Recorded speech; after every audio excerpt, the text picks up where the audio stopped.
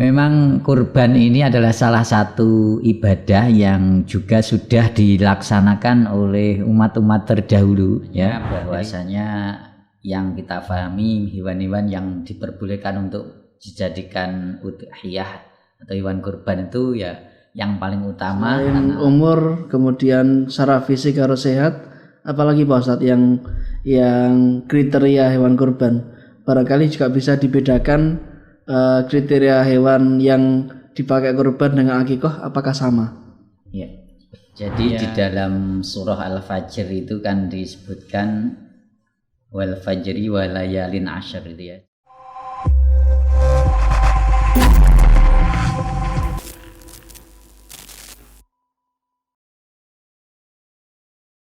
Assalamualaikum warahmatullahi wabarakatuh. Salam pemuda.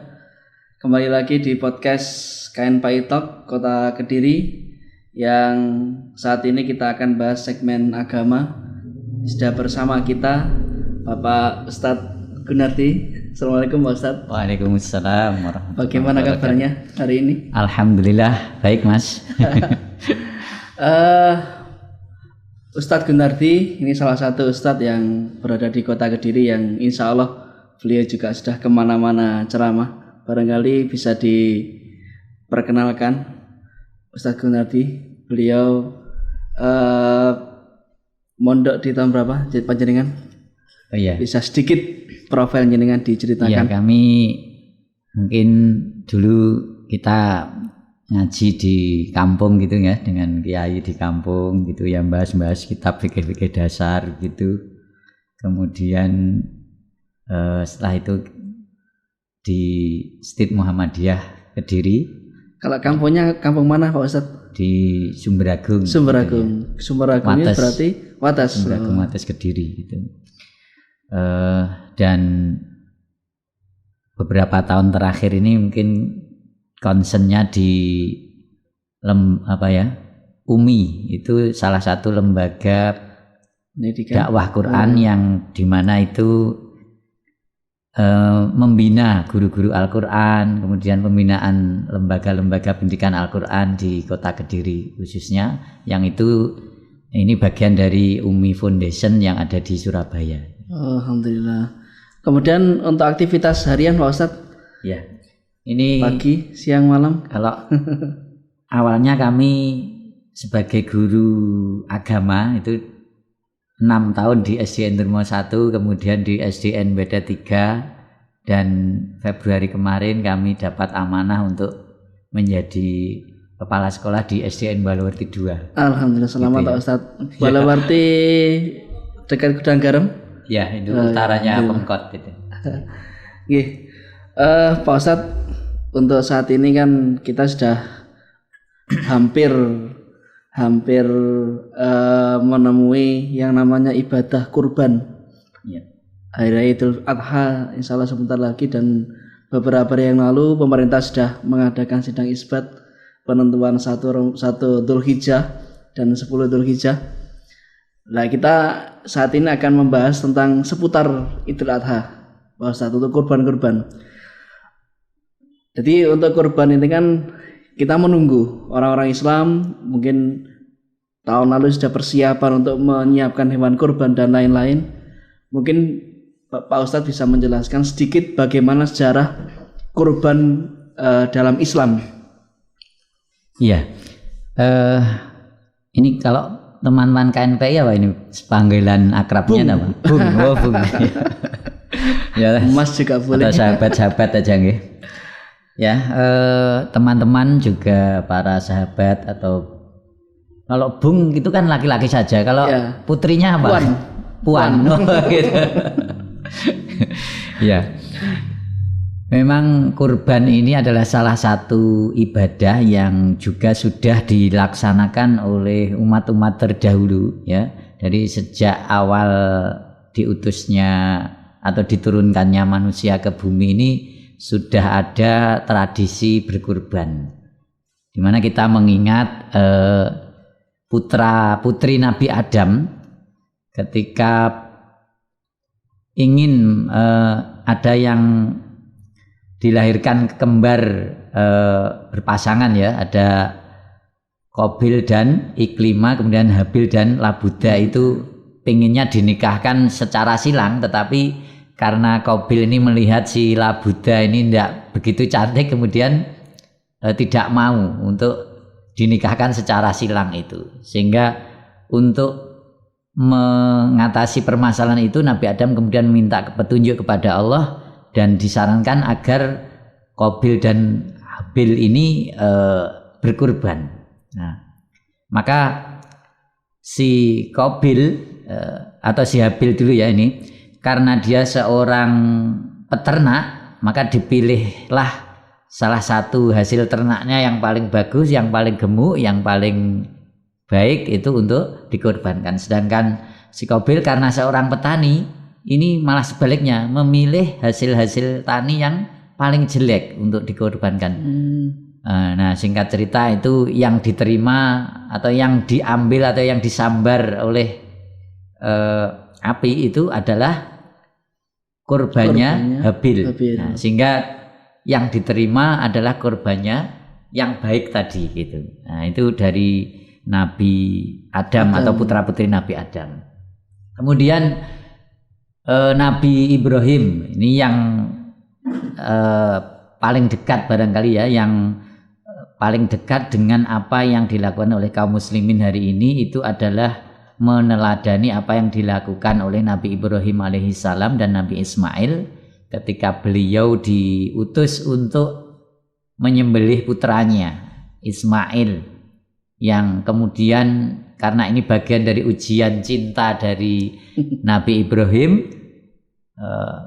dan saking ikhlasnya Nabi Ibrahim dan juga Ismail melaksanakan perintah itu, kemudian digantikan dengan seekor domba yang gemuk itu. Jadi kemudian hari ini kita disunahkan untuk meneladani peristiwa pengorbanan Nabi Ibrahim dan Ismail itu dengan menyembelih kurban itu. Saya kira itu singkat, mungkin teman-teman juga sudah sering membaca tentang itu. Berarti itu perbedaannya di Nabi Adam, di zaman Nabi Adam itu berarti ada yang korban yang tadi Habil apa Qabil yang korban tanaman ya Pak Ustadz? Iya. Berarti ada perbedaan situ ya? Iya. Ada perbedaan ketika di zaman Nabi Adam, kemudian korban yang dilaksanakan di zaman Nabi Ibrahim. Iya. Begitu Pak Ustadz? Iya. Perbedaannya ya? Iya. Ya. Begini, jadi perbedaannya barangkali ya di jenis kurbannya itu. Tetapi yang paling pokok di situ adalah kurban di dalam rangka mematuhi perintah Allah, di dalam rangka mendekatkan diri kepada Allah.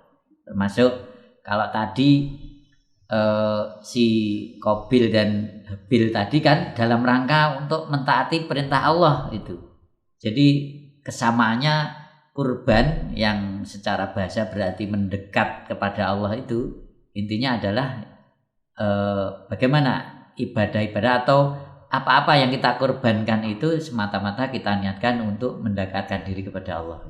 Berarti asal kata kurban koroba, yeah. Mendekat. Kemudian yang kedua Pak Ustadz, tentang kurban itu kan ada beberapa jenis hewan yang boleh untuk dijadikan hewan kurban, kemudian ada yang tidak boleh untuk dijadikan hewan kurban. Kira-kira yang boleh itu seperti apa? Kemudian yang nggak boleh untuk kurban itu seperti apa Pak Ustadz? Ya. Bisa dijelaskan.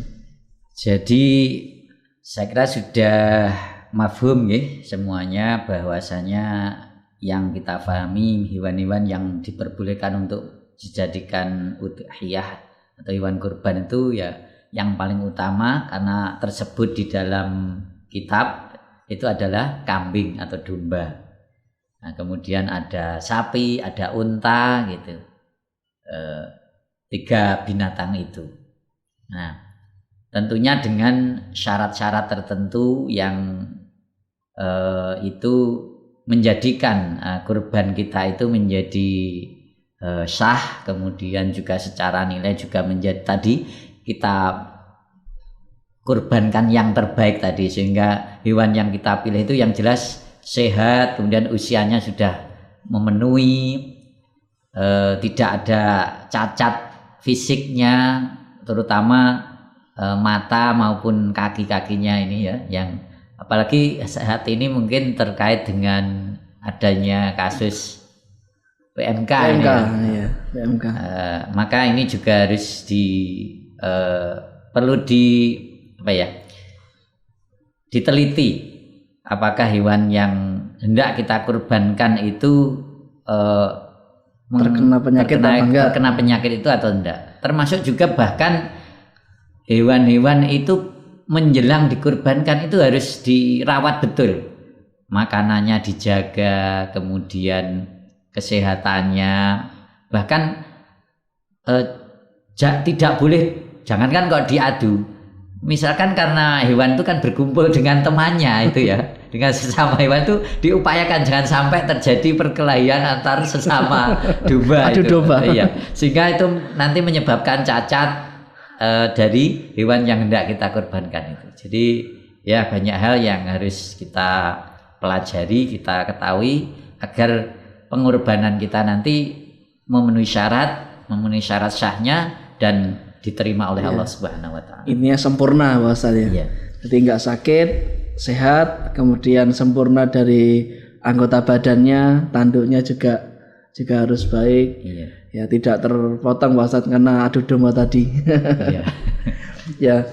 Terus berarti harus sehat dan juga harus sempurna. Kalau umur Pak Ustadz, ya. minimal umur untuk domba berapa, terus sapi atau kerbau berapa, kemudian onta, bisa dijelaskan Pak Ustadz? Ini kalau domba itu ya,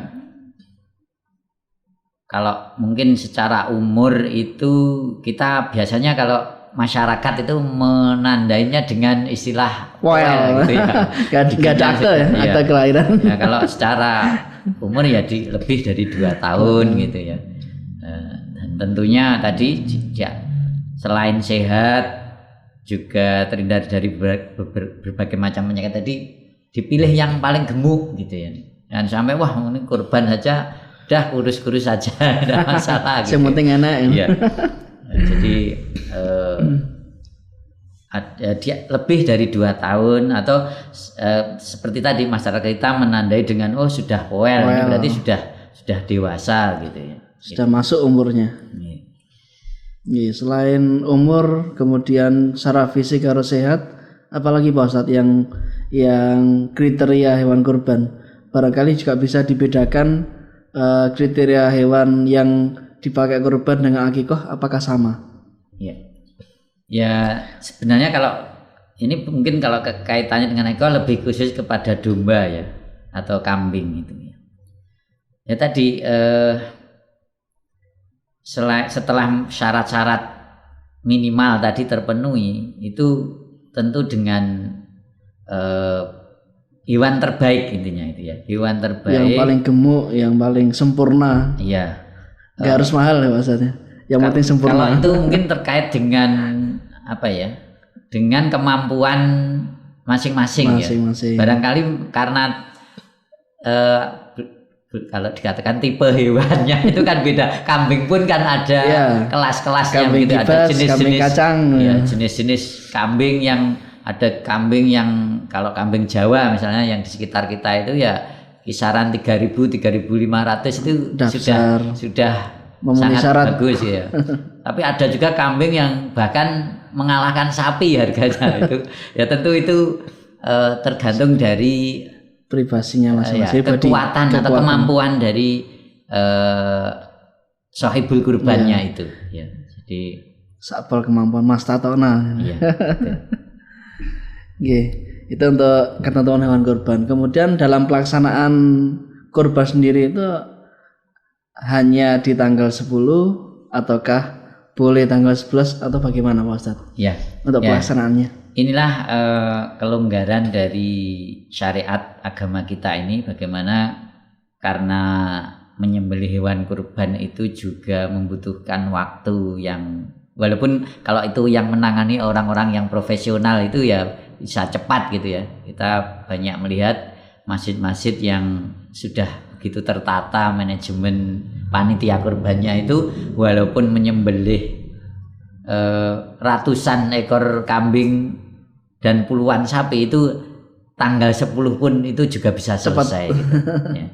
Tetapi Allah Subhanahu wa taala memberikan kelonggaran waktu ya sampai dengan tanggal 13 Zulhijjah atau hari tasyrik itu, hari-hari tasyrik itu, sehingga barangkali mungkin ada di antara kita itu ketika tanggal 10 itu karena mungkin kesibukan atau apa itu belum punya niat untuk berkorban, kemudian mungkin mendapat rezeki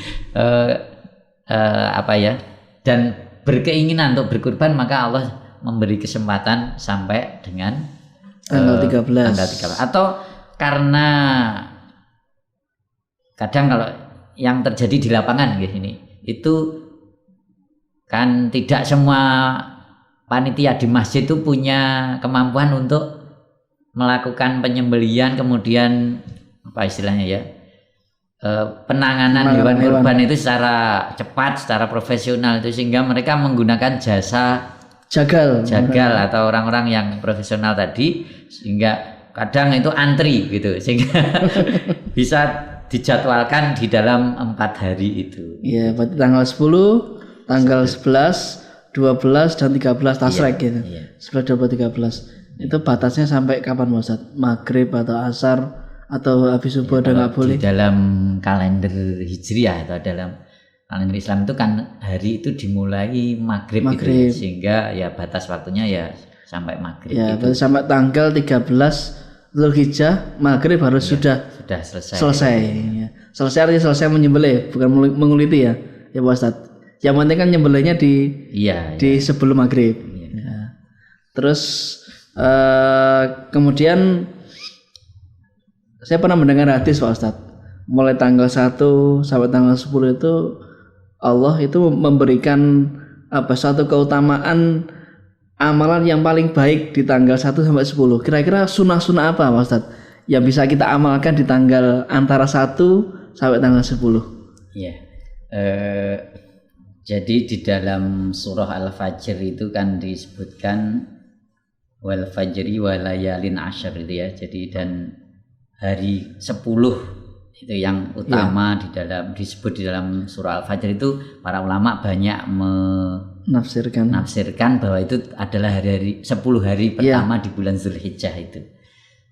Nah, sehingga banyak juga amalan-amalan yang dianjurkan di 10 hari atau khususnya tanggal 1 sampai 9 karena yang hari ke-10 itu adalah hari Idul Adha itu. Yang pertama ya tentunya ini yang banyak diamalkan oleh kaum muslimin, berpuasa ya. Tanggal 1 sampai 9 itu berpuasa, meskipun banyak yang hanya mengambil di tanggal 8 dan 9 atau bahkan hanya tanggal 9 saja. Ini tentu tergantung dari kemampuan dari kaum muslimin sesuai dengan kemampuan masing-masing, dan tentu yang mampu melaksanakan keseluruhan ya jauh memiliki peluang untuk mendapatkan pahala yang lebih besar gitu. Tapi tanggal 9 Zulhijjah berarti pas hari Arafah ya Pak Ustaz? Iya. Berarti kan itu puasa Arafah. Puasa Arafah gitu ya. Gitu. Iya. Kadang kita ini kan memang untuk beramal itu kadang membutuhkan momentum-momentum gitu ya. Misalkan hari Arafah tadi dengan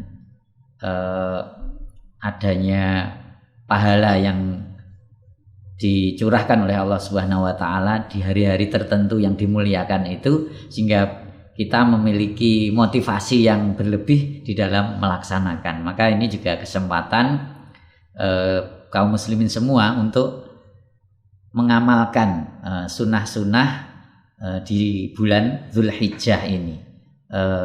Tentu dengan ada juga amalan-amalan lain, misalkan banyak membaca sholawat, banyak berzikir, dan juga membaca Al-Quran, karena membaca Al-Quran itu adalah zikir yang utama juga begitu.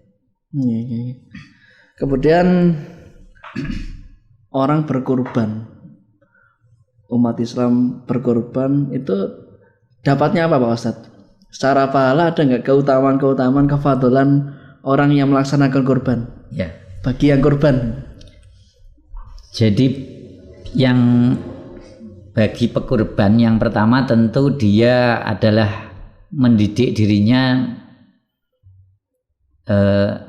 keikhlasannya. Kemudian juga tadi sebagaimana kisah Nabi Ibrahim adalah ujian cinta. Bagaimana orang itu tidak disebut mencinta atau beriman hingga dia mengorbankan atau memberikan apa-apa yang dicintainya. Jadi ini tentu pahalanya sangat besar ketika dia mampu mengikhlaskan apa yang dimilikannya untuk mendekatkan diri kepada Allah Subhanahu wa taala. Dalam hal ini barangkali ya harta kita, hewan yang kita miliki, hewan ternak yang kita miliki begitu. Nah, jadi tentu bahkan pahala itu ada riwayat yang mengatakan setiap helai bulu hewan itu gitu. Ini kan kita tidak mungkin menghitungnya, artinya sesuatu yang sangat luar biasa. Atau juga kita mendengar bagaimana nanti hewan-hewan yang kita kurbankan itu akan menjadi kendaraan kita tunggangan ketika di As-Sirat itu ya. Walaupun ada yang menyebutkan bahwa hadis tentang hewan kurban sebagai kendaraan ini lemah atau tetapi ini bisa menjadi bagian dari motivasi bahwa dengan berkurban itu tentu akan membantu atau menjadi amal yang bisa menguatkan dia di dalam perjalanan mendekatkan diri kepada Allah, termasuk ya ketika kita di yaumil akhir, memang realitas yang ada di yaumil akhir kan ada kita melewati As-Sirat itu ya, yang itu sudah menjadi bagian dari keimanan kita itu. Jadi saya lagi upaya kita mendekatkan diri kepada Allah Subhanahu wa taala itu pasti akan mendapatkan pahala di sisi Allah, termasuk apa-apa yang sudah dikabarkan oleh Nabi kita Sallallahu Alaihi Wasallam itu. Kemudian hukum kurban sendiri apa Pak Ustadz? Apakah itu wajib ataukah sunnahnya bagaimana Pak Ustadz? Iya, mungkin yang paling atau yang sering diajarkan kepada kita dari para guru-guru kita ini dari pendapat jumhur ulama itu adalah sunnah muakkad ya, sunnah yang ditekankan, ya sangat ditekankan, sangat dianjurkan ya, khususnya bagi orang-orang yang memiliki kelebihan itu, sehingga Nabi sampai mengatakan jika dia memiliki kelebihan harta kemudian kok tidak berkorban, jangan mendekat ke tempat sholat kami musallana. Maka ini ada penekanan yang sangat kuat di dalam berkurban ini, di dalam kita menyisihkan sebagian harta kita untuk ibadah kurban ini. Jadi siapapun yang memiliki kelebihan, saya kira, dan dia memiliki keinginan untuk mendekatkan diri kepada Allah, dan tentu itu adalah keinginan kaum muslimin semua ya. Jadi dengan berkurban ini adalah momentum untuk kita meraih kesempatan untuk mendekatkan diri kepada Allah. Iya. Di samping untuk individu juga bisa berbagi daging Ustaz ya. Iya. Untuk tetangga-tetangga, untuk masyarakat sekitar, baik itu muslim atau non muslim kan juga boleh Pak Ustaz ya. Untuk kita bagikan hewan kurban.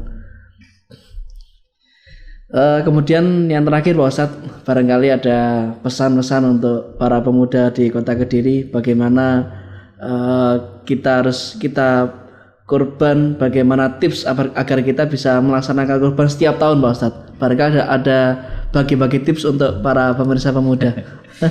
Iya.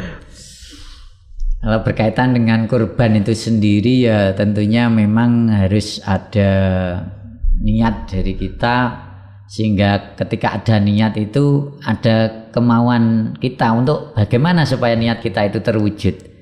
Kadang orang itu mendefinisikan niat itu sebagai kesungguhan. Misalkan dulu kita ketika masih kecil Mas, Itu kalau puasa itu kemudian ketika mungkin sudah menjelang zuhur itu kok luwe sudah lapar ini, wah orang niat gitu ya, sehingga niat itu bisa dimaknai sebagai kesungguhan kita di dalam beramal gitu. Maka karena kita memiliki kesungguhan itu, kita berupaya untuk mewujudkan niat itu dengan mungkin menabung, dengan kita mengikuti arisan misalnya gitu ya, yang itu juga diperbolehkan karena bagian dari ta'awun untuk melakukan kebaikan ya. Sehingga cara-cara itu perlu ditempuh, termasuk mungkin teman-teman KNPI ini saya kira sudah menjadi agenda tahunan untuk ikut dalam kegiatan-kegiatan semacam bagi-bagi hewan kurban seperti ini gitu ya. Tapi yang lebih penting dari itu Mas, ketika bicara tentang kurban ini itu karena ini kan lebih pada selain memang juga anjuran Nabi Shallallahu Alaihi Wasallam adalah kita meladani bagaimana pengorbanan Nabi Ibrahim dan Nabi Ismail. Khususnya Nabi Ismail ini ya, adalah bagaimana ya ketika kita dituntut. Nah, kalau dalam hal ini kan Nabi Ismail mendapat perintah dari Allah ya untuk atau mendapat apa istilahnya? Perintah ya perintah Wahyu. Namanya. Untuk dikorbankan oleh ayahnya gitu ya. Bagaimana kok bisa Nabi Ismail itu menerima dengan ikhlas perintah yang justru itu mencelakai dirinya, yang itu bahkan bisa-bisa menghabisi hidupnya gitu lah. Nah ini memang para ahli tafsir itu mengatakan kalau Nabi Ishak itu bersifat alim, maka Nabi Ismail itu bersifat halim, jadi yang lembut, yang tawadu, yang sabar gitu ya. Sehingga ketika menerima perintah yang bahkan ini bisa mengakhiri hidupnya sekalipun karena ini adalah perintah Allah, maka beliau siap untuk melaksanakan. Ya. Satajiduni insyaallahu minas sabirin. Maka ini adalah apa ya, satu teladan bagi teman-teman muda khususnya, bagi anak-anak ya, termasuk para ayah itu ya, bagaimana bisa melahirkan generasi seperti Nabi Ismail yang bisa ikhlas berkorban, yang bahkan untuk mengorbankan dirinya pun beliau siap gitu ya.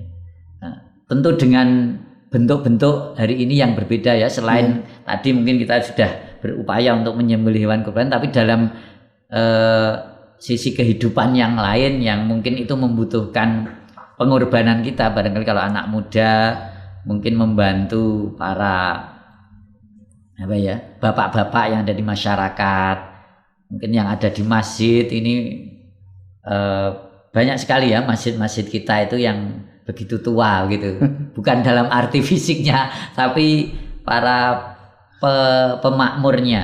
Nah, itu adalah bapak-bapak kita yang sudah munduri sepuh dan sebagainya, yang membutuhkan generasi baru untuk memajukan, memakmurkan masjid-masjid kita, atau dalam kehidupan yang lain, termasuk dalam kehidupan kita di Kota Kediri, di masyarakat dan umumnya di negeri kita ini.